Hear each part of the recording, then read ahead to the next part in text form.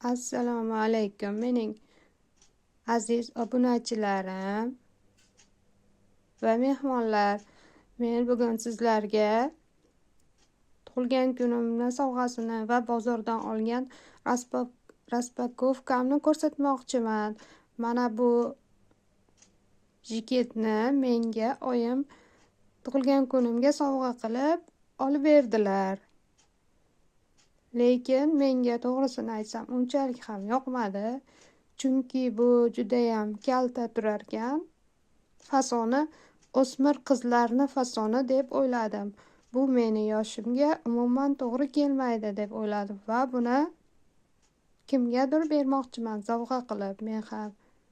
Siz nima deb o'ylaysiz? Kommentariyada o'z fikringizni yozing iloji bo'lsa. Buni ko'rishga ketqizgan vaqtingizga rozi bo'ling. Mana bu materialni esa men Abu Saxiy material bozoridan sotib oldim. Bu xalat tikiladigan bambuk materiali.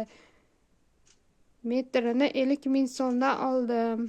2 metr bu yerda, eni 1.60. Eni Dubayno en.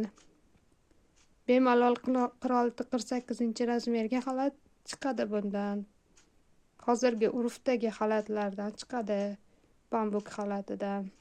Bunaqalarni tayyori bozorda 70 ming so'm, 100 ming so'mdan sotilyapti. Men buni o'zim tikishga qiziqqanim uchun materialni sotib olganman.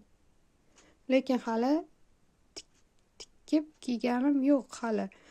Ulgurmadim ochig'ini aytsam.